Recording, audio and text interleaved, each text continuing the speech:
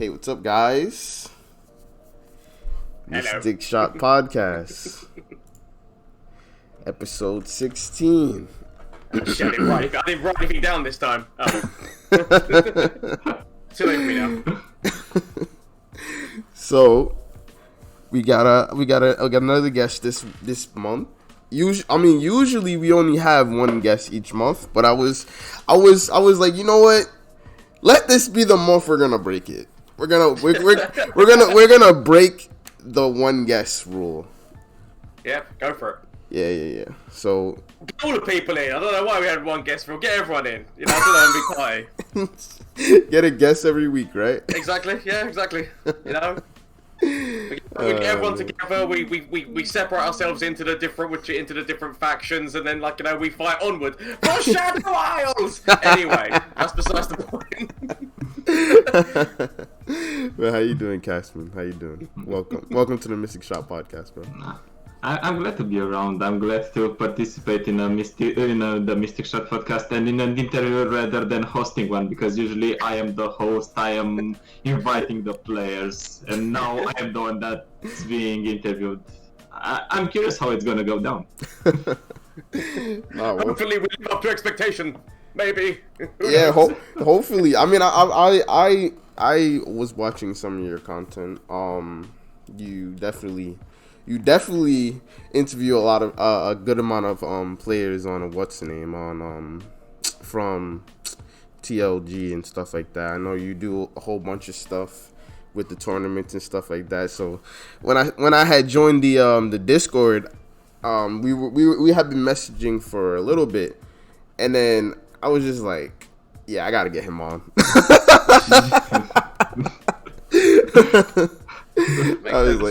I was like, yeah, I gotta get him on the podcast. I'm usually the friendly type of guy in the community who talks with everyone. If somebody needs help, they just message me, and I'm not like, all right, I'm a star, I'm a diva, you cannot reach me unless you pay me or you subscribe to me. Fuck that. Yes, don't you worry, the check's in the post. Hey! You seen those cards? Gomez, you already know Gomez is talented. They weren't supposed to know that. Hey, you already know Gomez is talented, bro. You seen those lanterns? He's not playing. He's not playing, bro. He's serious about this. This is not a game. I told you guys that my one mistake was not to charge you something Gomez made before going into the podcast. I should have been like, you want me on the podcast? Give me something Gomez makes. Exactly. Make something, and then there's me in the background getting whipped. I mean, even for that giveaway, I put in something. I was like, yo, I want a lantern.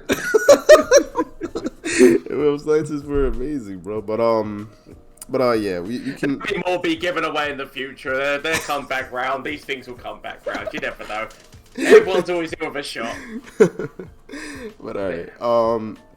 So Castmin, we usually what we do is we usually just give our guests a little bit of time to talk about their background.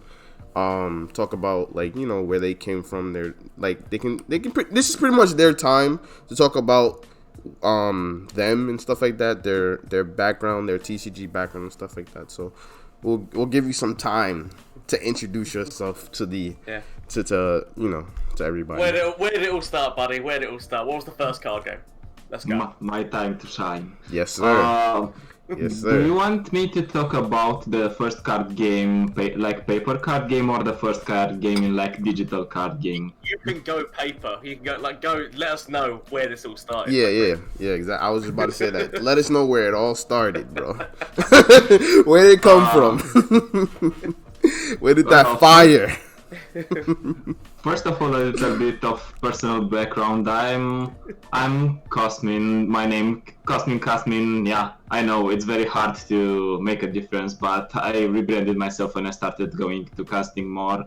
I'm from Romania. I'm now 22 years old. I'm a marketing graduate, still studying master's degree in marketing. Still, yeah, I love the domain. And as about the first card game, it was when I was 6 years old. My parents were driving me to kindergarten at 5 a.m. because they needed to go to their respective workplaces. And my first card game was Yu-Gi-Oh! I think there were one or two kids that weren't sleeping at that time because they had parents as well that drove them to the kindergarten. So we were basically throwing cards here and there. We didn't know what they did. We didn't even know English at that point. We're like, okay, I do this, you do that. That card takes that, but we didn't know what was happening. I just like the idea of just like these kids, like, you know, like 6-year-old kids playing Yu-Gi-Oh! Just like but actually going full on into it, like, you know, I challenge you to see who should go on the jungle gym first. But that's how I imagine this all went down in my head. To be fair, Yu-Gi-Oh! As the card game was introduced even before the actual show on the television aired, and I think I've seen the Yu-Gi-Oh! Show, didn't even finish it yet 3 years ago, I think.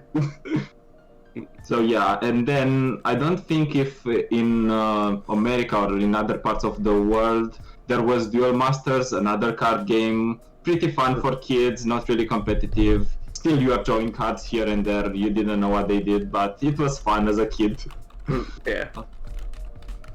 And then the digital card game era began, and we all know that the elephant in the room that still is in the room is Hearthstone. Everyone was so hyped about Hearthstone. Oh, we got a Hearthstone boy over here. Basically, so we the people and Swerve, the other two like hosts, like the other two people in this podcast. Every single time I go on to talk about Hearthstone, I was like, oh, this asshole's talking about Hearthstone again. But it's the main other digital card game where I have all my reference points from because I played it for 5 years. So that's what, but neither of those two have played it, so I've got no idea what the hell I'm talking. No. I feel like me and Swerve have definitely played it, but we definitely don't have as much experience as you. 100%. Like, I'm like me personally. I probably played Hearthstone maybe for like a year. I didn't play it for that long. So my question's got to be: so when did you start Hearthstone? Like in terms of, did you start right from the beginning, from beta, or are we talking about like it was a specific expansion that you joined in? Oh no, I started right from the beta. I was like, wow. This is a digital card game. It implies skills, it implies thinking, not just shooting random people. I'm definitely in. Also, at that point, RDU, also a Romanian player, was making waves in the Hearthstone scene, and I was like, okay, if this guy can do it, I can do it as well, or at least have fun with the game. Mm-hmm. But that didn't work as intended, because we all know how Hearthstone does its job and Blizzard does its job. It is very hard for a person that wants to go free to play all the way. I usually don't want to invest money in games. LOR, I think, is the first game that got me hooked, and I was like, okay, I can grind the resources, but I want to support this game. I want to invest in the cosmetics. I like the concept. I'm in. Yeah. Over the years, I probably spent like over 300 quid, like probably even more than that on Hearthstone. I know 300 quid minimum, but probably a lot more on Hearthstone, just because literally there was one expansion that I missed. Like I took a bit of a break from the game at one point during my 5-year stint, and I came back and I was like, I just gotta put so much more money in just to catch up right now. Like, it is like that resource, the actual ability to get those cards. It's so hard to do that in that game, like without putting some money in. Yeah, that's I what occasionally got back to it. Time from time, when I saw a new expansion, people were talking about it, and I was like, yeah, I play 2-3 games with my friends, and then delete it, never to be seen again. And now it's never to be seen again for good, because I'm playing a lot. I always said the moment that Leroy Jenkins got cycled into the Hall of Fame, I was like, that's no longer Hearthstone anymore. And it happened, and I was like, done. It just so happened that coincided with when basically Legends of Runeterra came out, so it was perfect for me. Haven't looked back. Yeah. But is there any other, like, because like Belgraph in the chat was saying like Magic the Gathering, like what about that? Because obviously they did have an online game as well. Like there's Magic the Gathering Arena, isn't there? I'll be honest with you, I dropped Magic the Gathering. I tried that one as well, the online game, but I dropped it because I didn't like the artwork. It was awful. Really awful, right? If I play a digital card game in this era, I want it to be top-notch, to be good, visually pleasant. I don't want to look at something that looks like something on paper, right? Yeah. I mean, because did you experiment with any of the other ones? Because obviously, like I'm just talking from personal experience. I remember playing the Elder Scrolls card game when that was in beta, and also played Gwent when that was in beta. I think the Elder Scrolls one's basically died now, but Gwent is still a thing, still going on. I experimented with Gwent. I pretty much experimented with everything, but nothing really got me hooked like LR. For example, Gwent, when I started, also in closed beta, I started with it. And then I got this feeling that it is too easy, it is too rewarding, you can do pretty much anything you want. And after I got something like top 100 in top beta, I was like, it's too easy, I'm out. I don't want to play game well, just because it happens. Yeah. Did you try what's it called? Shadowverse. Yes, I did that one as well, but yeah, still didn't got me hooked. The same feeling that the game is too rewarding. The skill gap might have been higher, but it really didn't get me hooked. Another one that I tried was Eternal, which was pretty much Magic the Gathering, but with better visuals, I think. Yeah. Yep, basically. And I dropped that game because it was easy as well, because in 1 month I got like top 20, and I was like, okay, I got top 20 in 1 month without spending anything. But it's too easy, I'm done. The second I get there, like, retire champion, done, mate. Don't need that anymore. You were like, damn, can I get a goddamn challenge? Like, let's go with this. Nah, I feel you on that. But I feel like you didn't ever. So you said your first card, like, physical game was Yu-Gi-Oh, right? So you never really got into like another like physical card game. You like the only one that you ever got into was like Yu-Gi-Oh, and then after that it was just online from there. Yeah, kind of. And the physical card game competitive scene in Romania pretty much doesn't exist, or it is very little sponsored, very little brought to attention. I think if you wanna be competitive in a physical card game, you need to go to the roots. You need to go to probably NA, maybe in Asia, in Japan, for example, or everything started, because they have a scene. They started the trend. Yeah, I bet. Yeah. So not even Pokemon, because obviously Pokemon was like one of the big ones as well. I would have thought that would have gone everywhere.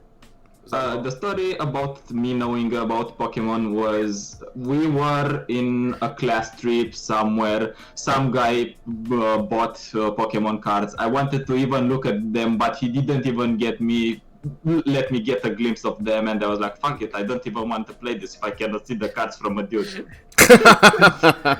You're like, I'm good.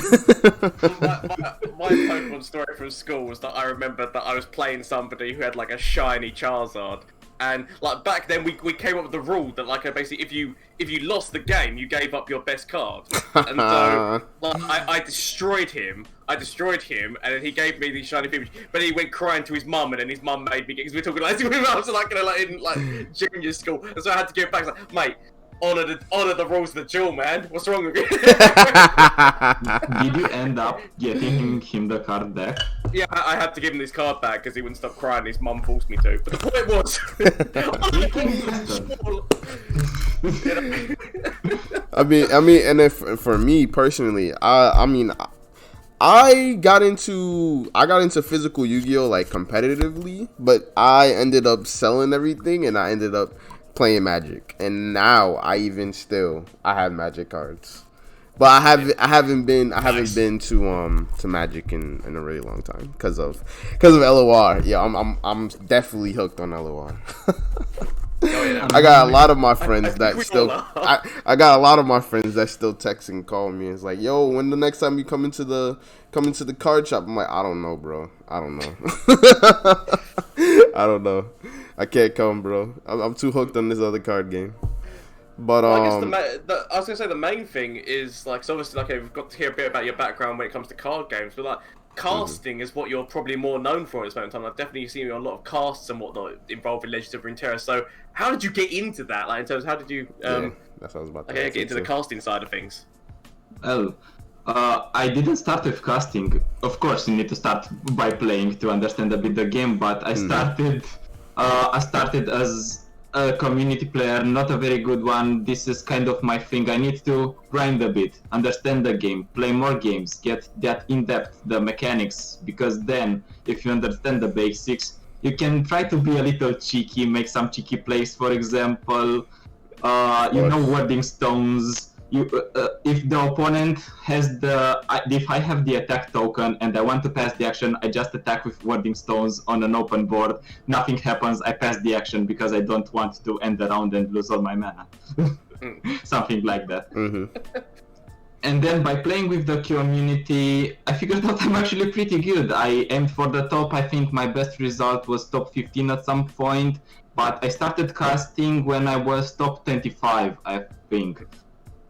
Because obviously, when you get at that level, you meet a lot of the players. You get to chat with the players, bump into their chats. They see you are a nice guy, you are not an asshole that says, ha ha ha, you ruined your day. Eventually, I even Braum emoted you. Gotta give him the Braum emote. I feel so sorry for Brom. He's like a man of love and famishing. He's just been in Runeterra, just been debased to the bloody the bastard man who's just like yeah. 2 nights ago, I was in a chat where someone said, "God, I hate Braum emote people," and I was like, "That's why I was the Tom Kench emote." Oh, God. Oh yeah. Bargroff is not lying. Yeah, the new KDA, the freaking which one is it? I think it's the one where she dabs. That one is pretty BM. That one is pretty BM. I'm not even gonna lie.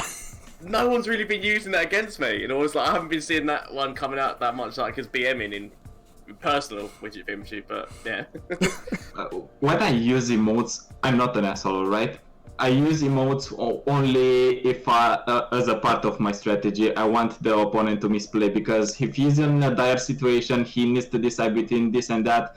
I see he's taking his time, I see he's kind of nervous, I'm like, okay, why not throw additional pressure on you and emote you so you make the mistake even faster.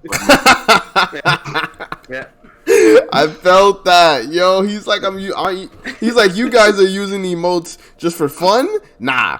This is part of the strat. Yeah, exactly. Strategic emoting. It's a good play. It's a good play. Yeah, so after I got into the game, and huge props for Anidesu, because he was the one that basically got me into the more competitive scene. I was like in the first season, didn't know what to make with the last push. Then I came about, met him, we got a bit of free coaching. He does free coaching, I started to do free coaching after as well. And then I think we both played the original Undying Ezreal. It was a deck involving Undying. And it was only 3 people, I think, in the game that were playing that. It was him, it was me, and probably Tio Red, who invented the deck. Wow. I love a good Undying deck, and the fact you throw an Ezreal in there it sounds amazing. I never saw that when it was out properly, but that sounds amazing. It wasn't really an Ezreal deck, to be fair. It was an Undying deck, and the Ezreal was there for additional finishing power. That was about it. We literally said at some point that Ezreal is there to sometimes chip the damage and potentially block elusives when they were a thing. Yeah. Nah, I've seen that deck. I saw that deck before. I don't know. I feel like Ezreal definitely mutated once people started figuring out about Ezreal Karma and stuff like that. Once that became a deck, it just took off. It just went out of control, and they ended up having to nerf it a few times. But yeah, I mean, Castmin, you sound like you had a pretty well-versed background, and you also sound like you're well embedded within the community. You know a bunch of high-level players, and that's how you ended up being like, you know what? Instead of me having to ladder against these guys, let me have a conversation with them. I like that. I like that approach at it. You're like, you know what? Instead of beating them in ladder, Let me have a conversation with them.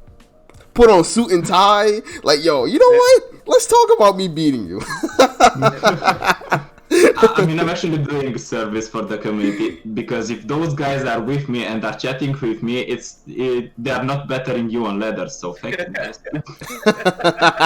That's very true. That's very true. Service. You're like, hey, you're still underneath me, buddy. And honestly, if you start as a player, it's awesome because you get to know all the community, you still get to tune into their streams, and then after months and months, when you, as me, decide to go into casting or maybe hosting interviews, those guys are like, okay, I'm just coming in because he's a nice lad. I'm talking to him. I'm having a nice time. Why not? Mm-hmm. Yeah. No, I can understand. I can understand your point of views. But yeah, so it sounds like that's pretty much your background, right? Well, if you want to talk a bit more about how I got into casting, we can talk about that one as well. Oh yeah, for sure. Go for it. For sure. It's all about you. Explain everything. I wanna hear about you. Cause I mean, to be honest, there's not like a lot of, like, you have a lot of content, but you don't have a lot of like talking about you. You don't have a lot of that. I mean, I feel like everybody doesn't have it. Everybody doesn't have like an autobiography, people writing books about, like, people don't have that normally. So when we come here and we're like, we want to interview you, we want to know everything. So I don't know, do you want my bank account as well?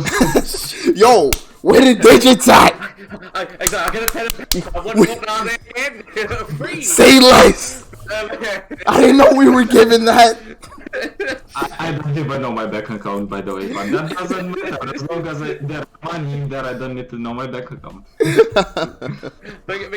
So how did like you actually get into casting then to begin, like, in terms of, like, explain that then, what happened? Well, as I said, I was pretty high on the ladder, and I wanted to try casting because in real life, before this whole pandemic thing, I used to be a public speaker and a real life coach. So the skill set for speaking to people was there. I wanted to exercise that one, see if it fits. And then I think it was DR14 and Caster Gems. I contacted him and I told him, hey, I want to try this one out. And he was like, okay, why not? We knew each other previously because we were playing as well, some friendlies. We were in the same Discord. I was like, okay, I've seen you casting. Maybe you can get me in. If not, there's no problem. We started as a TriCast, and oh my god, I was awful. I mean, because you gotta start somewhere. I'm sure you were fine. You gotta start somewhere, bro. Yeah, but I'm sure I'm sure we ain't that we're all our own harshest critics. Facts. I think the main issues were that it wasn't like I wasn't knowledgeable about the game, but I didn't have, let's say, a mic. I didn't have a proper webcam, so it was awful. I was streaming until 1 week, I think, from my laptop's camera, so it was pretty damn awful. And then I started upgrading things up, and I was like, if this is gonna be my main thing, I gotta do this properly. Mm-hmm. Invest equipment. Yeah.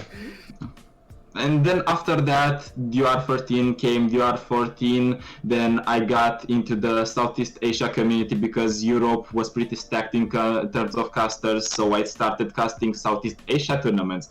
And then when that wasn't enough, I started moving to North America, and now I'm pretty much doing everything from everywhere. Hey. It's a good way to go. It's a good way to go. Get yourself all over the place. Exactly. Get everybody to know about you.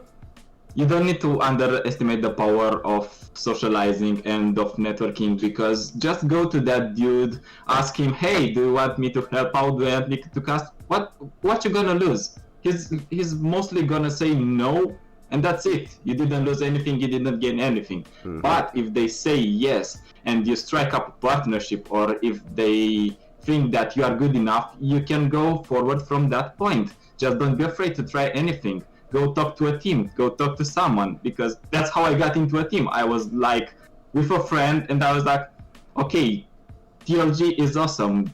Do they need someone like me with my skill set? And he was like, I'm going to ask them, and who knows? And that's how I got into TLG as well. It's very true. It's very true. You got to like at least go for these things. Just what is it like? You know, you lose 100% of the times when you don't go for something. Yep, Something along those lines. Yeah, I think it's. I think words it's. from Gomez. No, I think that is the same though. I think it's like if you don't ask for something or if you don't do something, then you know you're never gonna know if you're gonna get it or not. But if you know if you ask for it, then I think that one of the things that people find like the hardest is like it's that fear of failure or fear of hearing the word no. Like, you know, sometimes like if you can break past that bit and just be like, well, I'm just gonna go for it anyway, because literally as you say, there's nothing really to lose. If you say no, then nothing changes. But if they say yes, then like, you know, like obviously it can lead on to things. So it's that thing. But I think the fear of failure is what kind of stops a lot of people. So they go, but I don't want to get that rejection. You know, it's that kind of feeling, which I can understand, because like I know for a fact that I felt that in my past. But like, you know, so it's one of those things, isn't it? Well, learn to break through it. yes, sir. I mean, you see me speaking a lot very freely, but I started as an introvert and I was afraid to contact anyone in the beginning in a big part of my life. And then I was like, I need to go for it. And this is some common teaching, because universe and people like winners, like people that put their balls on the line, go for it and ask them, okay, I want you to hire me. I have this specific skill set. When can I begin to work with you? And if someone comes to you with that particular mindset, you're like, this dude is coming here to slay, and you want to get him into the team. Yep. But what was I about to say? Damn, I had one more question. Damn, I swear. Usually so on my desk. Usually I have a notepad and I usually write down stuff when people are talking, so I don't forget, because my memory is garbo. More, because as I recommend myself to some of the people, I'm a professional crap talker. You know, when nothing happens in the game, I need to fill that time with my co-casters, so I need to go into professional crap talking. Knowing how to speak bollocks is a very important. You gotta leave some time to talk some trash. Not trash, because talking trash makes it sound like, you know, that you're trash talking somebody and like being negative towards them. No, talking bollocks. Talking bollocks is what it is. feeling there. If you know how control matchups go down, you know, especially back in the days where Spooky Karma versus Spooky Karma was a mirror thing, you had time to talk about. You had time to talk about your biography, write it, print it, sell it, get rich. Just finished. You are not lying. Oh my goodness, that matchup. Now it's coming back, but now Spooky Karma has a win condition. Thank God. Oh no, it's true. Some matches can go on for ages, but you know, as long as you can find a way to finish, it's that kind of like, you know, I think that's a really important part when it comes to casting, or not even just casting, like literally just even streaming in general. If you're going to an audience, like having like an ability to improv, just to kind of keep like something going, so you're still keeping people entertained while not too much is happening. Like it's a really important skill to have, I feel. Yeah, or I can just go into analytics if I don't talk about crap, because I still have that knowledge about the game. I don't get to play the game that much anymore, because if you decide to go on the casting route, you kind of give up on your playtime. Of course, you still reach masters or get a bit of LP, but you don't have that much time anymore. And LOR is basically my thing. I'm going for it full. I don't go for a job just because I want to make LOR my own thing.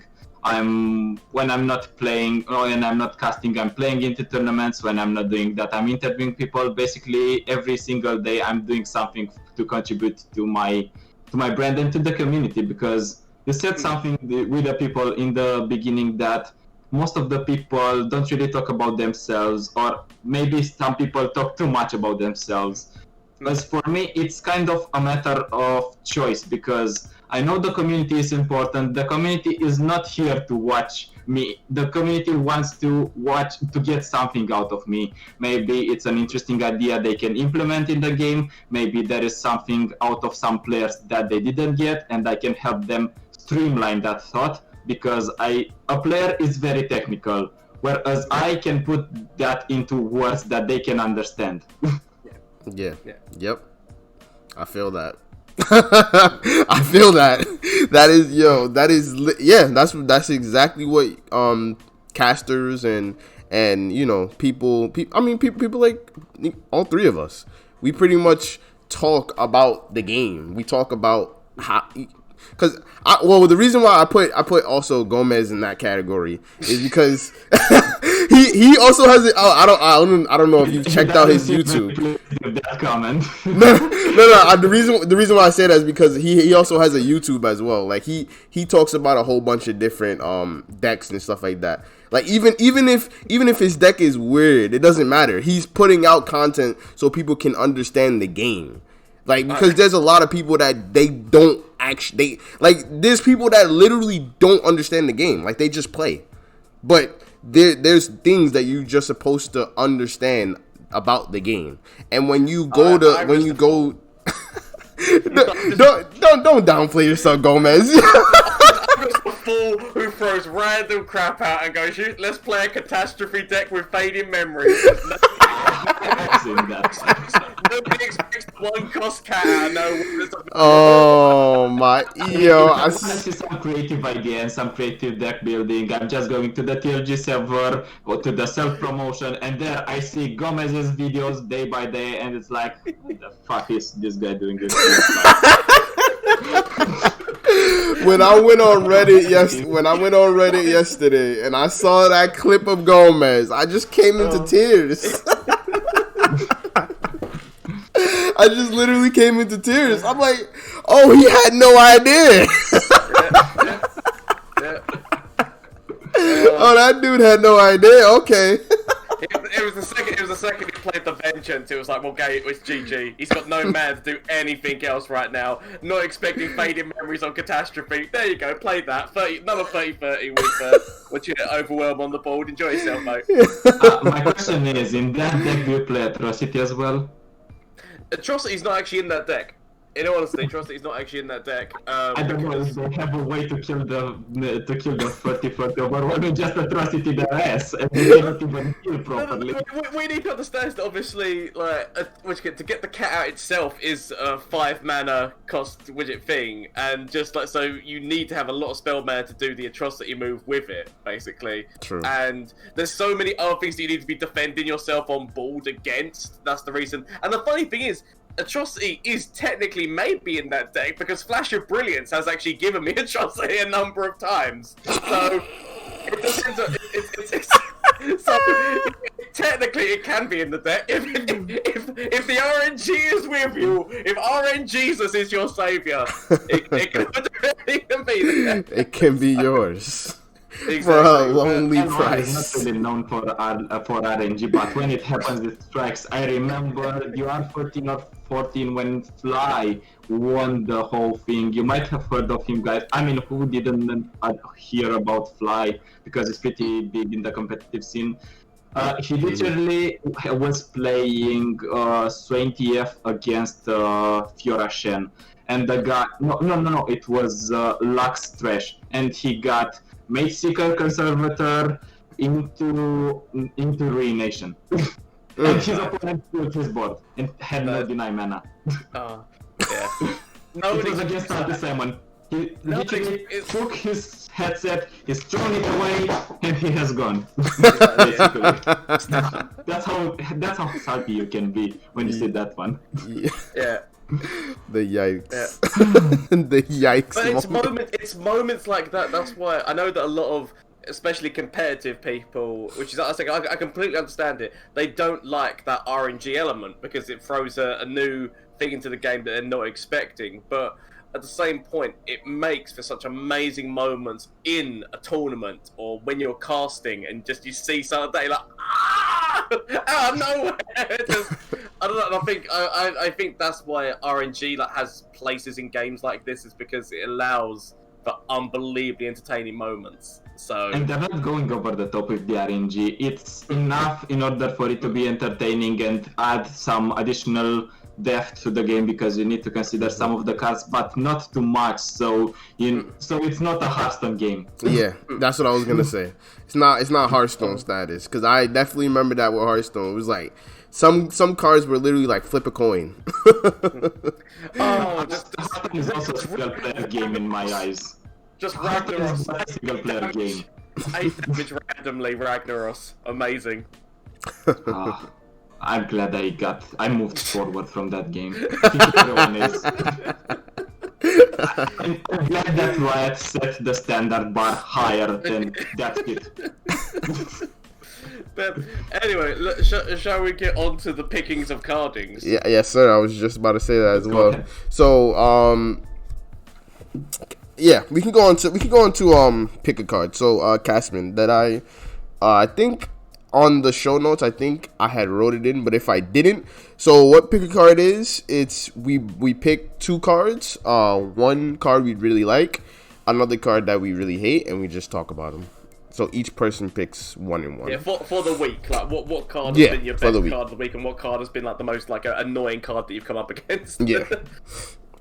Well, I would love to pass that one to you guys, because maybe the cards will overlap, so I want to adapt myself. Go ahead, have some fun.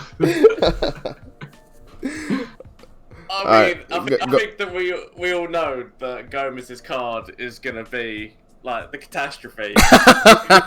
Like that's been my favourite card. I've been just trying to add so many different things in Shadow. It's just been so much fun with Fading Memories.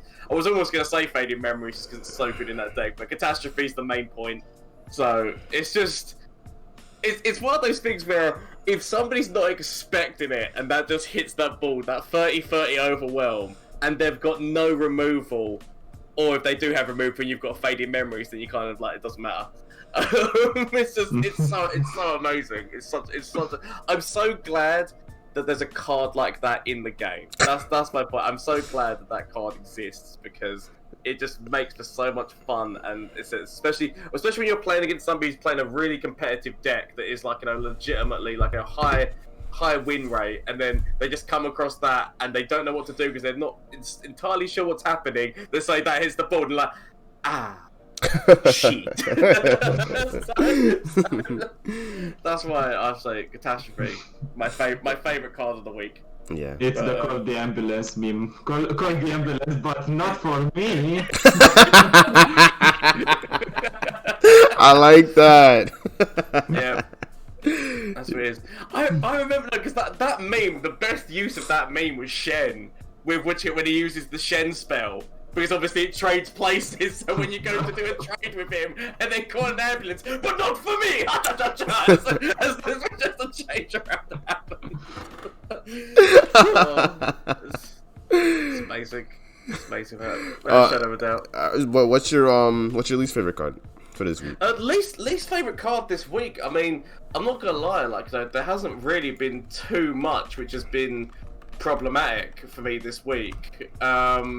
I'm going to say Culling Strike, just because I've been facing a lot of Ash Sejuani on the ladder at the moment. So Culling Strike is just like, you know to expect it, but at the same point, like, it's like most of the time, like in most of the decks that I run, you've just got to make the play and just like kind of like get it out of them before, which you like at the point it's like for something you really like don't want it to hit. But yeah, Culling Strike.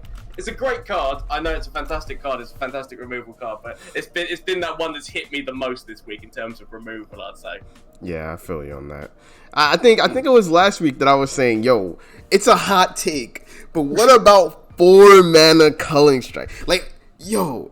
No, I think Culling Strike where it is fine. Culling Strike where it is actually fine mana wise. It hurts my head. No, but we need to remember is it does have that limit of free power, and the fact that you can technically buff yourself above that, it make like for free. That's actually fine. If it was 4 cost, it would be it would just feel that bit, which is like a lot worse if your opponent played around. Because considering the fact there is so many different ways of playing around it, in terms of there's so many different buff cards in all the different regions. I think it's in a good place where it is, personally. Yeah, but it's just an annoyance when you come against it. Honestly, it took me a good week to be like, okay, fine. I think it's because I started playing it and I was like, all right, it's fine. It's fine because you're winning, or is it fine because it's balanced? That's the other question that comes to my mind. I mean, but it's a card where you're like say for instance you're playing. It depends on what deck you're playing, really, mostly. Because if you're playing like Tom Soraka, right? You're like, fuck. It's such a but if you're playing against that, if you're playing that deck, then you know it's there, and so you'd be like, I've got to make sure I've got a Bastion in hand. Like that's that thing. You need to.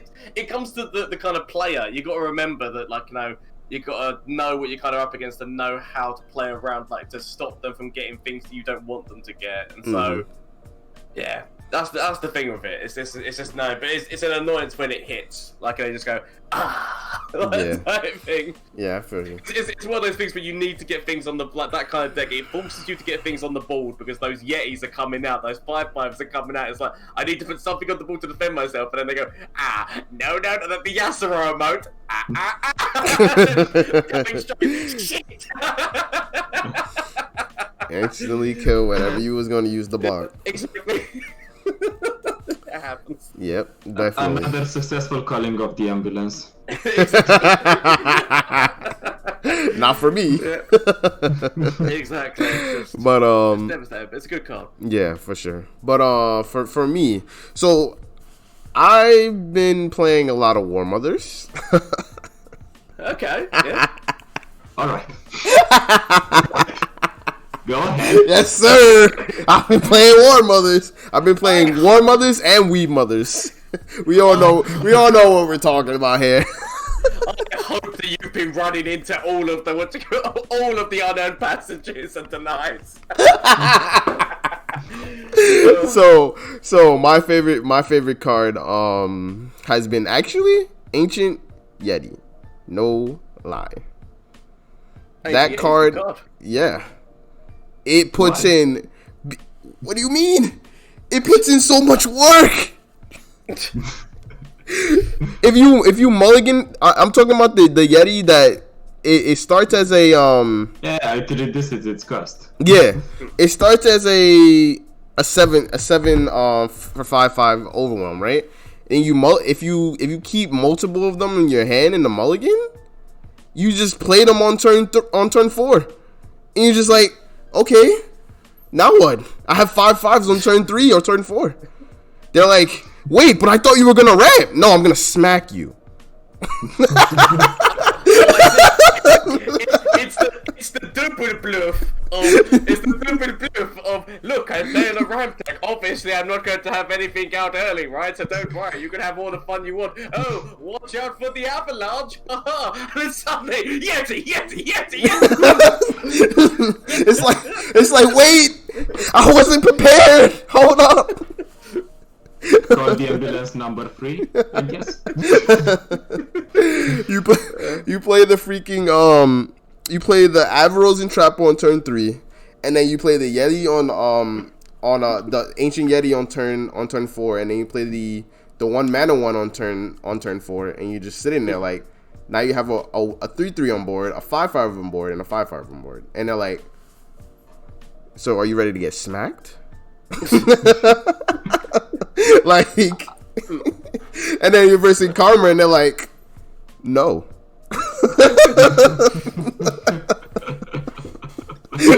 Yeah. I was talking to my co-casters last night about when you play Avaros and Trapper, and one of my gems said that if you have the luck to get the 1 mana Yeti next turn, and I was like, what do you mean, gems? Every good player gets the 1 mana Yeti next turn. Of course. Of course. Of course. The game knows the good players. Of course. They always get it next turn. Always get it. I mean, it's so cheap and effective. You can still float the mana for a reckoning, just carefree. Yeah, I've been having a lot of fun with that deck, but even though I've been stomping out Karma, my least favorite card has to be Go Hard, yo. Oh my god. Oh my of course. god, that card is fucking disgusting. You know what? I'm happy. I'm happy that you're playing Go Hard, because I'm not gonna lie. I don't know. Were you there on stream that time when I was playing the I was playing the Nab deck against the Go Hard and just like Nab there, pack your bags. I guess. You didn't need this, right? I guess that's GG, because that Nab deck actually also runs runs Dreadway, so it's just like, well, 10 damage to everyone on board, and when you're on your Nexus, that it doesn't come from my deck. I'm running a PNC Bilgewater deck, but hey, time to pack your bags, my friend. Time to pack your bags. You did them dirty. Yeah, no, that's the thing. I love that. That's why I feel like those, which if it does continue to like spiral that the Go Hard decks, that just Nab is just gonna come back in as this counter, because it's just such a good counter if you just wait and then go, okay, let's use all my Nab mechanics. Well, I'm gonna get one of them. You got so many of them in your deck now, you shuffled them in. I'm gonna get one of them. But yeah. Yeah. Times. Nah, I mean, Go Hard. No, I'm not even gonna sit here and lie. Go Hard it's a balanced card. I honestly, yeah, I'm sitting here lying. Pack your bags is fine. It's fine. It just feels so goddamn bad when they flip Karma. You're like, all right, we're here. What are we gonna do about it? There you go. Go hard again. Freaking what's the deep meditation? Get 2 more Go Hards to hand. You're like, now we're here.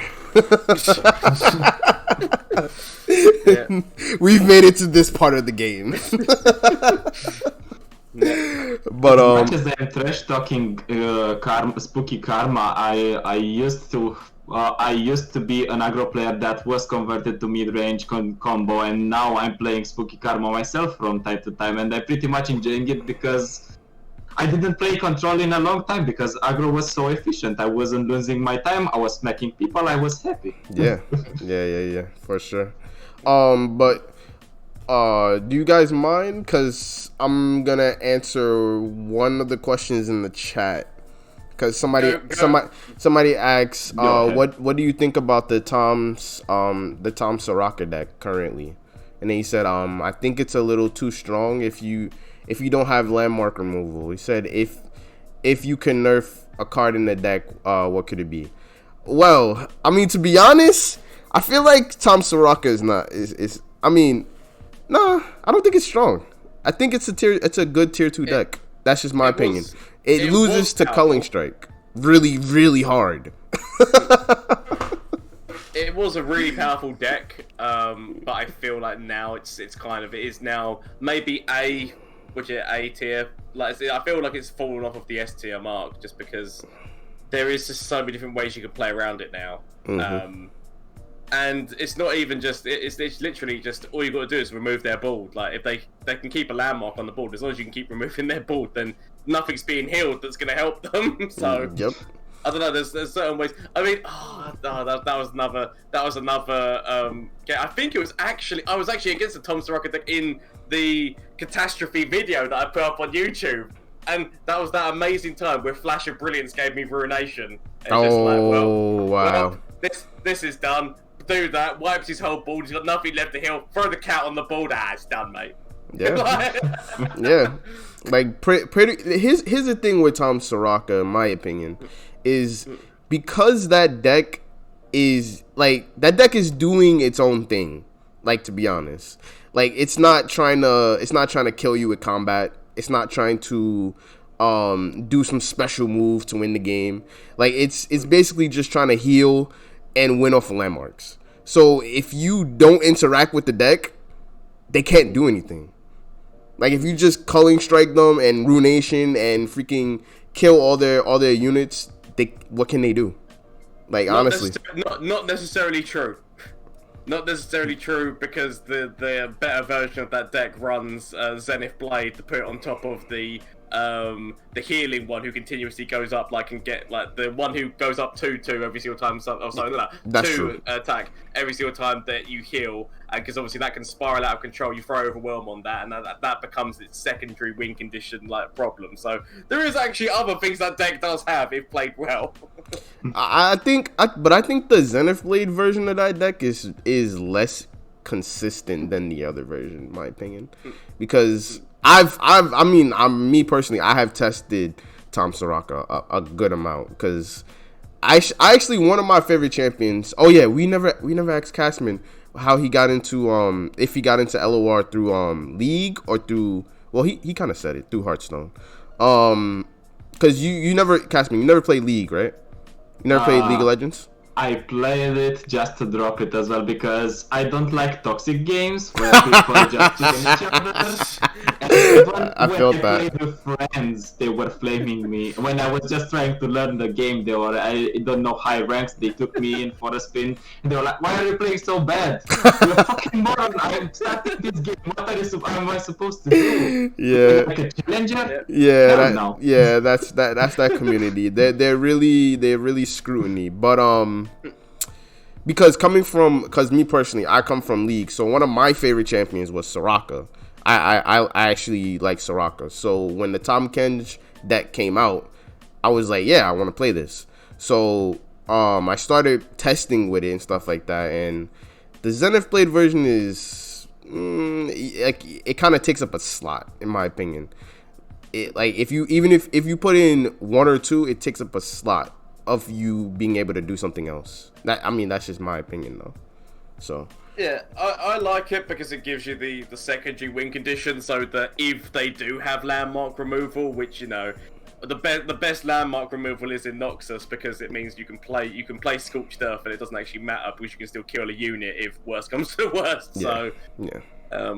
it can happen. You've been seeing there's been a bit of a rise of Crumble as well, in terms of because of Shadow Hours and whatnot. So there's been a bit of a rise of that. So I don't know. I feel like it's nice to have that secondary way of winning, just in case. Yeah, for sure.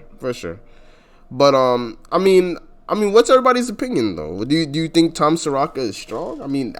My personal opinion is that I think it's a good like you said, like A tier deck. Like if you want to climb, you could probably climb with it, but it's not a S tier deck right now. That's my opinion. The thing is, the deck is good in a vacuum, because the meta is mostly a lot of TF go hards. So if you face that one pretty consistently, even if that deck has the types of Crumble to deal with the landmarks, or Vengeances to deal with the healed units, it's still very hard for the deck to come up when they're playing from behind.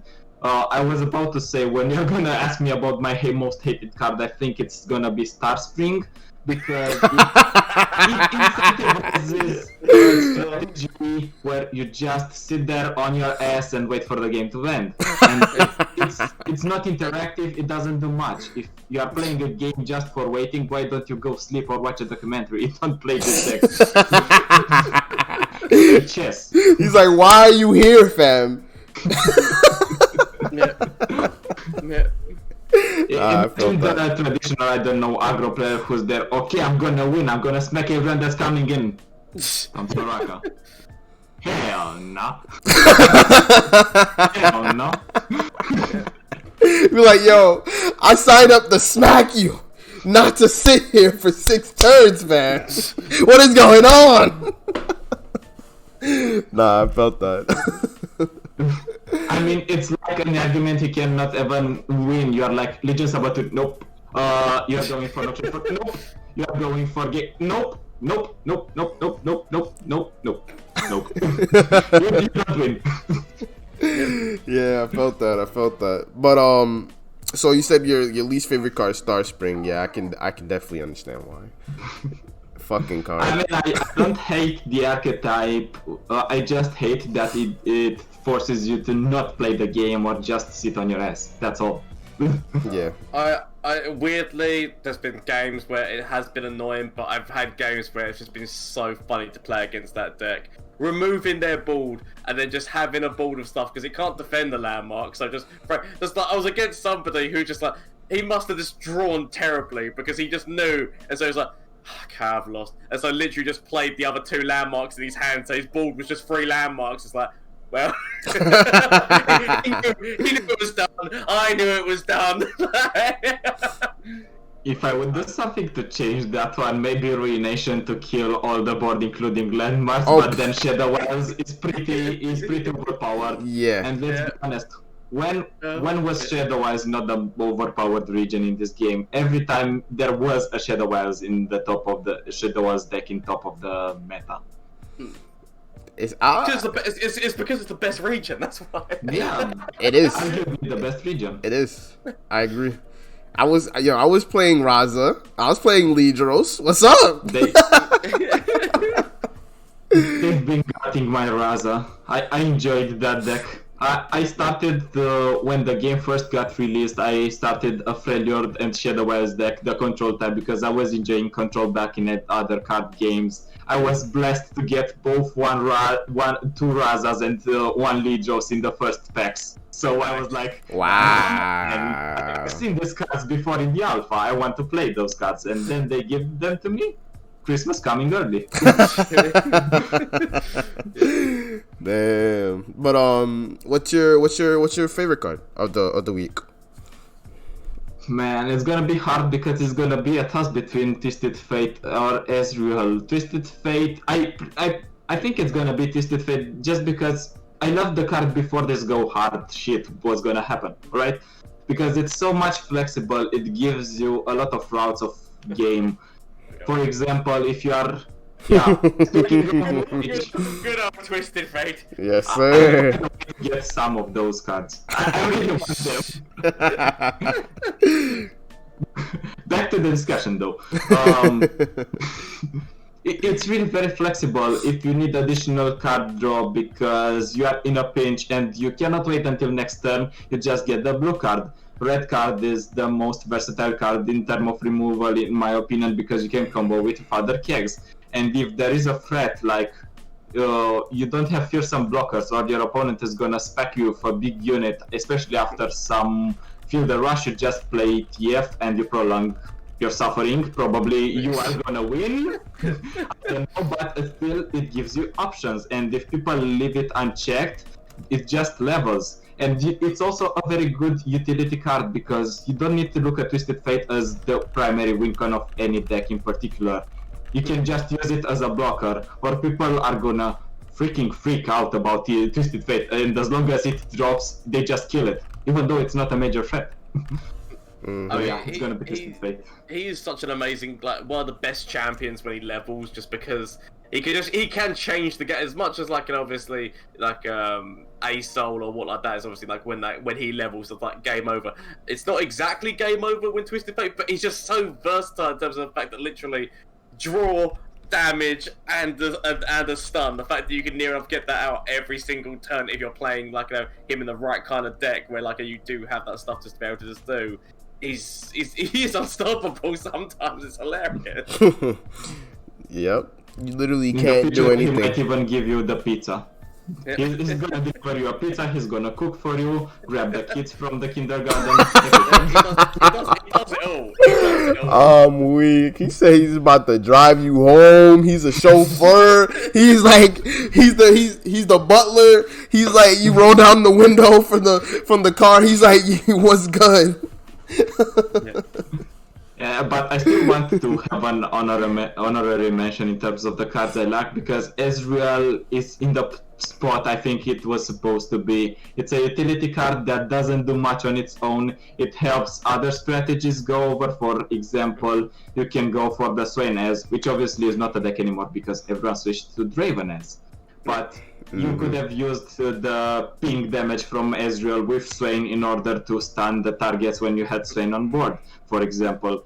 Now you still have that flexibility for him as a pseudo finisher with Farron in the Draven, as it's very flexible, and I love the route they've taken with it. Yeah. Huge props to Riot.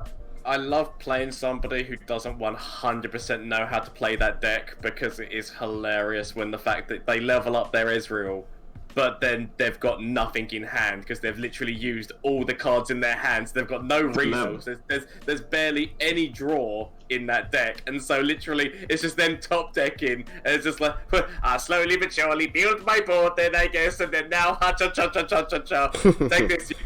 Ezreal, you bitch, as you go forward. But literally, it is. That deck requires you to actually work things out. You need to make sure that you're leveling Ezreal, but keeping resource in hand so that when he is leveled, you've got stuff to just go, type thing. And that's the thing. That's why I kind of like playing people who don't 100% know how that deck operates. The thing is, some people treat Ezreal decks as unit-based decks and just play the cards they're dealt with. For example, if they have Insane as a card on curve, like not Arachnid Sentry, if they have House Spider, instead of holding the mana for removal because your opponent is gonna play something eventually, they just smack House Spider, and that's a straight-up error because you want your opponent to play. You are the reactive deck, not the active deck. Correct. Yeah. So, somebody asked a question in the chat. They said, which champions you guys haven't seen that much lately? Champions, yeah, for sure. It's been the champion I've not seen anywhere. Yeah. Is she still in the game? I need to check my collection and see if she's still in the game. Where's she at, fam? Where's she at? I know that, like, you know, Ruben kind of addressed that a bit, but I still don't think that was a good enough answer. Like, the fact that he's like, oh, she's intended to be a one-of in the deck, like, you know, to be like a, because obviously for that rally for the late game. But it's like, no other champions like that. Like, all the other champions you could basically run free of and feel okay with it. Katrina's about the only champion you don't feel okay running free of. In the deck. It can be a 0.5 off because you play a Howling Abyss deck and you get her. Yeah, it's true. It's true. But yeah, I do feel like she needs a bit of a rework just to make her, because it is just that thing that you play her and then you immediately lose that tempo because that's then getting recalled back into your hand. Yeah, true, you can rally, but you can only rally, like, you know, a maximum of twice once you actually even get up. It's getting to that point of even like that late in the game that you're actually getting those continuous rallies coming in. So I don't know, it's like, I feel like she needs a bit of a relook at, personally, like, just, you know, change a little bit. Yeah, I think because we did talk about this, I think, last week as well, like saying just changing it so that it gives you maybe a fleeting, like when you attack forward, much like what's the face, Shyvana, it gives you like a fleeting recall move that that basically means that you get the option whether or not you want to recall her or recall somebody else who's on the board. I think that would make her stronger. Yeah. Personally, something like if they change her mechanic to you being able to control if she goes to the hand or something to that degree.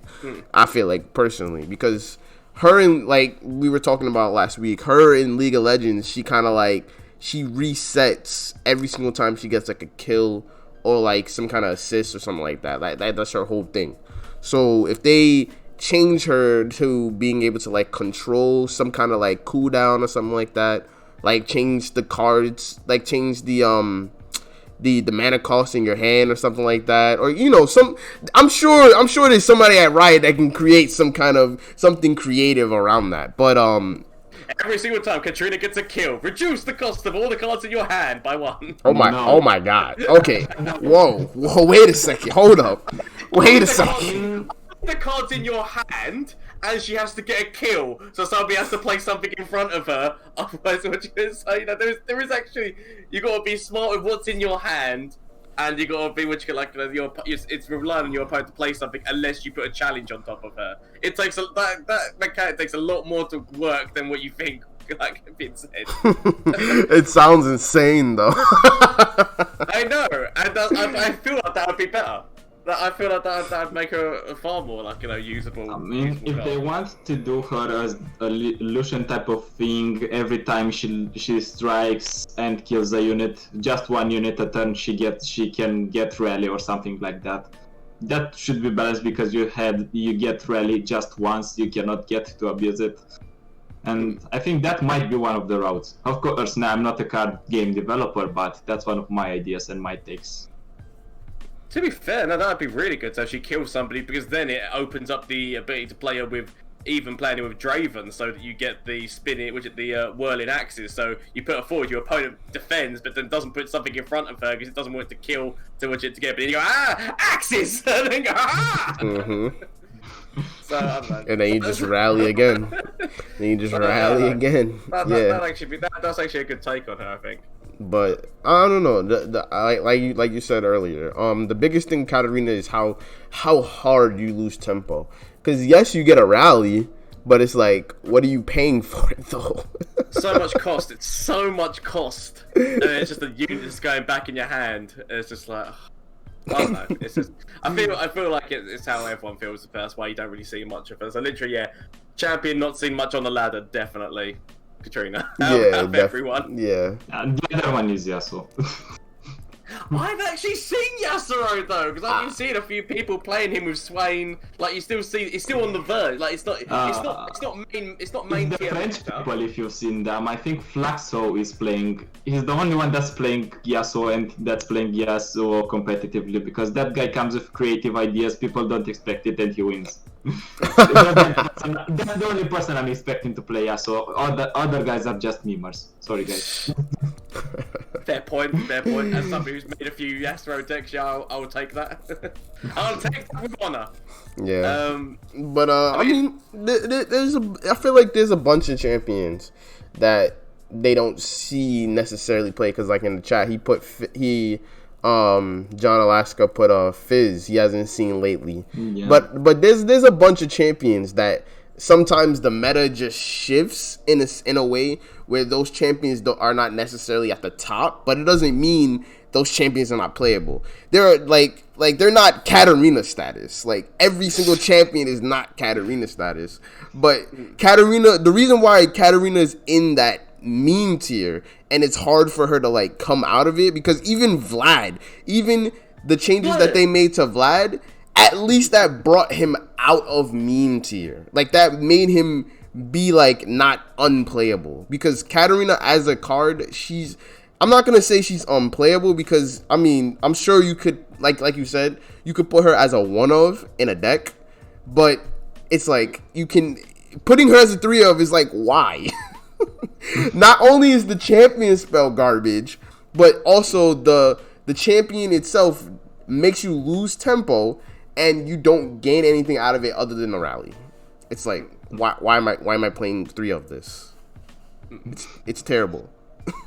I mean, the main issue with some of the champions is that they are too region locked. For example, Nautilus, some people tried to fit it in Bilgewater, hyper deep, in other deep decks, Targon deep, they tried to experiment, but Nautilus's home is in Bilgewater and Shadow Isles, and you cannot get him out of there. Same with Maokai. That's the issue with Yasuo as well, because if you get Yasuo out of the Noxus Ionia combination, he suddenly starts to become bad. You can try it with Targon and Leona, but that's not knowing it. It's nowhere near as strong. You know, you're right. Targon stuns, although she does get stuns, and there is a few things, like obviously they added a bit of support with that.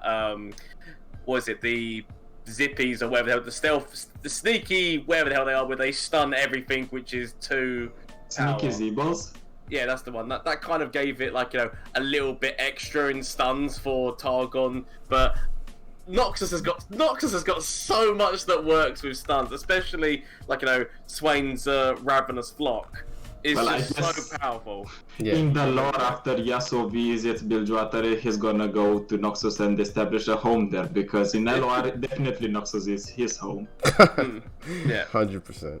Yeah.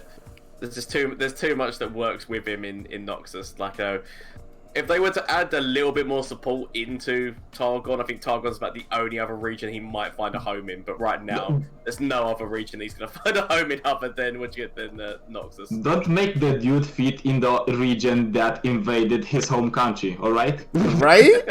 I'm mad they did that. Yo, I'm really mad they did that. Like, how they made Yasuo the best Yasuo deck you can make is with Noxus. What? He hates Noxus. General approves. They did him dirty. They did him so dirty. They were like, "Yo, work with your enemies." But yeah, I feel like there's a lot of champions that they definitely, they don't fall into meme tier, but they just fall out of meta. They just you could I was gonna say Sejuani kinda, but Ash Sejuani is always gonna be good. Ash Sejuani is always gonna be good. Even Timo Sejuani if people want to meme around. Yeah. Yep. Yeah. If Endure comes back, Sejuani is such a great utility tool in the Endure mirror as well, or just to remove stuff out of Endure's way. Yep. Sejuani is a good card. It's like the, what's it called, Hackerim of this meta. Yeah. Yeah. The pre-nerf Hecarim. When he, yo, I'm mad they took away all that damage from him, and then he became unplayable. I would say you still see him a little bit. Mm-hmm. I think that he still does have like a lot of potential. There are some misrate decks, mono SI misrate decks, or some decks that wanna go for the Allegiance that run Hecarim, but that's about it. Mm-hmm. Yeah, for sure. That's what I mean. So near enough every champion as can find a place, other than Katrina. I mean, you'll see them somewhere. I will say that Riot has done a really good job, especially at diversifying up what they can do and everything like that. As I said, they might need to do a little bit of a better job to allow some people to be played in different regions a little bit more. But other than that, they've done quite a good job.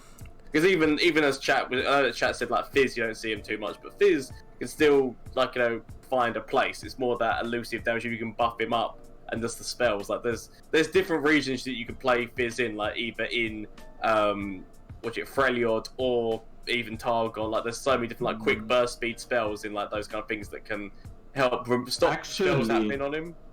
A thing popped to my mind. Maybe it's time for Fizz Twisted Fate to come back and beat Twisted Fate go hard, because if you buff your units a shit ton, then they won't be able to kill them anymore. They are gonna get more damage. That's true. Hey, true. They can't kill your board. They can't kill your board if you're 8/8s. I'm just saying. On the top of that. Yeah. This shit. They can't even target Fizz.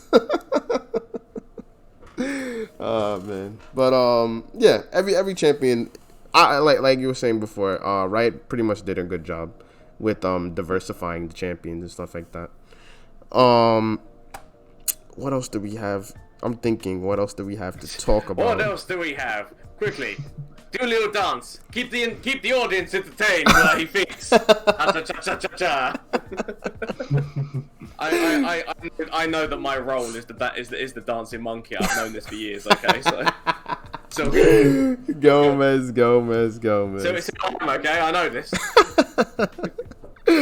But I mean, I feel like we've hit pretty much all points today. We pretty much hit all the points. But I'm trying to think, because I had one more thing to ask Castmin. God damn it. This is why I need my notepad. I don't know, because I cleaned off my desk and I don't know where I put it. But damn. If I think of it. What champion are you looking forward to in the next expansion? I mean, you can take some questions from chat until you get your mind together. True. Give me 1 second.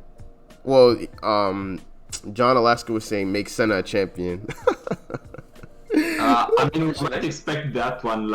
Yone is a champion in LOR, Senna is a champion, so we might get altered versions of them as champions, not as epics. Well, as I said, they might still keep the original cards. I mean, think how many copies of Cyphria. Think how many copies of Cyphria there are in the game. You can have multiple cards of the same same person. True. If Citria can be a 1 mana, a 4 mana, and a 6 mana, then we can get multiple champions and multiple variants. Just saying. Shit, very true. Damn. Yo, my memory's trash. Also, he asks, question: have you guys heard of the upcoming champions yet? Victor, Riven, and Zoe. What abilities do you guys think these champions will have? I was theory crafting around Zoe. I'm not even gonna lie. I think she's gonna, cause in League she steals summoner abilities, which is broken as shit. But anyways, she basically steals things from people. That's her whole thing. So I think maybe imagine she's like, Zoe? Yeah. That's what I was thinking. She's a NAB champion. I want Zoe to be like just basically because she's based around like like stealing like the last. I think it's about like who she like the last one like last spell that was used or something. I kind of want that to be the thing. So literally when she levels up, like so it's so I want her level up to be like a Ezreal or kind of like basically so she doesn't have to be out. But every single time your opponent uses a spell, it levels her up. So actually, her whole thing is based on your opponent using spells, so that it forces them to have to use it. So you basically want to get Ezreal out of the meta just when they buffed him and made him playable again. No. What I actually heard him say was he wants Demacia to be king. Basically, like every single time your opponent uses a spell, it levels up, and then when she's leveled and on the board, whenever your opponent uses a spell, you get a fleeting copy of it in hand. Like, but for the first spell that they play of the round or something, or just like, you only get. I can see different theory crafts of the way they could work her, and I would bring priest in LOR. Priest used to be my favorite class in Hearthstone. Let's bring priest. Mine neither. Yeah, I mean, Zoe will probably be something around like stealing cards or stealing spells, something around that. I'm sure. Victor, I don't know. Honestly, I don't like his whole thing is being a scientist, and he's just really smart. So I have no idea what they're gonna do for Victor. Honestly, I have no clue. Riven, honestly, I think she's gonna have something to do with stuns, because in League she's all about. She basically Riven is broken as shit. She basically she has. First of all, she was one of the first champions to come out with no mana. That's first and foremost. And then second, all her abilities are on really low cooldown. She has a shield, she has a stun, and she has really high movement mobility. So like her Q moves her around and she does damage. And then, but I think the biggest thing that makes her like a signature, like her signature thing, is her ultimate, which is basically she gains more attack, and then she gains like a shield slash, like she gains it's like a big win thingy. So I think it might be a stun, like a level up. It might be like an AOE stun or something like that. Which or a judgment. Oh my. I honestly just can't wait to see him. I don't know why it came to my head, but the champion I actually want to see now in the game, and actually just theory crafting what his ability will be, is what's his face? Who's the guy who basically sends people to the shadow realm? Like Mordekaiser. Yeah, he's always said it like basically just you versus him in the shadow realm. Mm-hmm. Like nothing else matters anymore. I like the idea of you play him and literally it removes everyone else on the board, your side and your opponent's side, apart from the strongest person on their side. So it's just him and them just in this arena of death. I like the idea of just that being. I love that concept. I hope it gets implemented. That actually sounds pretty cool. Just the idea you just play him, just destroys just both sides of the board because you are just now in this shadow realm of it's just him versus this other person. Like we have Make It Rain with a body in Twisted Face, so now we're gonna have Ruination with a body in Mordekaiser. You have a body. It's not a 100% ruination because it keeps the strongest unit of the opponent's side. Make 99.99% ruination. Exactly. But I like the idea of that. Yeah, nah, I'm sure, and let's be honest, I'm sure the animations are gonna look amazing. Oh, yeah. Everybody's seen the animations in LOR. Yo, that honestly, that's the big, that and the card work is what made me start playing. Honestly, like the animations They did a are fantastic amazing. job. Did a fantastic job. And people are expecting things like double level up conditions to come with some of the champions maybe in the future. Oh, maybe Champions Victor. that level up twice. Maybe Victor. Who knows? Honestly, that's kind of his thing in League.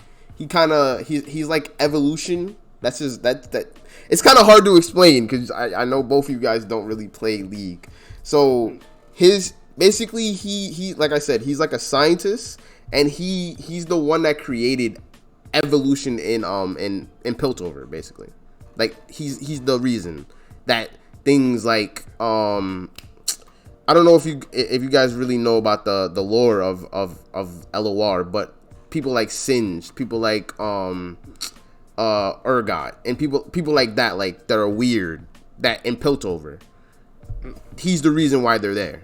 So his whole thing is evolution. So maybe he'll be the first champion that levels up like 3 times and does different things. 3 times? I hope it does just once. I mean, who knows? Who knows? Because his whole thing is about different stages. So like maybe one is like something easy, the other one is like something moderately easy, and the other one is like something really hard, but it does something crazy, like, you know, something like that. Mm-hmm. So, I mean, I can't wait to see what they do with him. I'm not gonna lie. It will be very interesting. Is it gonna be like if he's all about evolution and creating things? Is it gonna be along the lines of a Twisted Fate, but he creates things on the board rather than playing cards? So like certain things that you play creates a certain type of creature or something that's on the board. True. Maybe he'll be the Heimerdinger for spells. I mean, the Heimerdinger for creatures. That would be so weird. Who knows? Who knows? Heimerdinger for creatures. Are we getting to conclusion time? I feel like we've been up for a while. Yeah. I was about to say the same. So thank you guys for watching. Thank you, Castmin, for showing up, and definitely appreciate you. Cause usually we invite people and we tell them we give them like a month in advance. It's usually what happens, but I invited you, and you were cool about it. You were like, oh, it's next week, so you were ready, and I appreciate that, bro. I appreciate that. I mean, I had casts when I was announced one night before I had to do the cast. Oh, really? So I'm used to being announced on short notice. Oh, okay. No. Usually we give our guests at least a month ahead. I don't need that one, baby. I'm always ready. Exactly. I was born ready. But yeah, honestly, it's amazing. It's been amazing to have you on. It's such an interesting background that you've had, and obviously, and learn a little bit more about the casting thing and how you got into it. It's amazing. Yeah. So, you can go ahead. Thank you guys for having me, because it's awesome to see how it is to be interviewed instead of being the one that hosts the interviews. And I really like to thank all the community, because I didn't imagine when I started LOR that I'm gonna be someone, let's say, I don't think I'm still someone in the community, but someone that you know about when pops out in a chat or talks to someone. And it's a huge blessing to have such an awesome community that helps you. So thank you guys. Thank you a lot. Thank you to TLG, because the guys are supporting me all the time. Thank you to Annie, because he was the first one that introduced me to this competitive scene, and all the people that I built relations with. You guys are all amazing. Even if I didn't meet you yet, I hope I meet you. I hope we have a great time, and I can contribute to your evolution. So thank you for being around and supporting every content creator, player, everyone. Thank you. Yeah. Appreciate that, bro. Great words. Great right? Words. Yo, listen to this man. That's just you see that if you got somebody you got to act after them or something. I can't follow that. But I guess course I go home. Babe. Like you guys don't need me. You guys don't need me. But like I said earlier, thank you everybody for watching. I'm gonna leave everybody's links below. Because Castmin, he also has a Twitch. I'm sure you guys probably know. I'm gonna leave everybody's links below. For the YouTube people. Also, yeah, I mean that's pretty much it. So we'll catch you guys next Saturday. Same time, same place. Hope everybody joins us. See you then. All right, guys.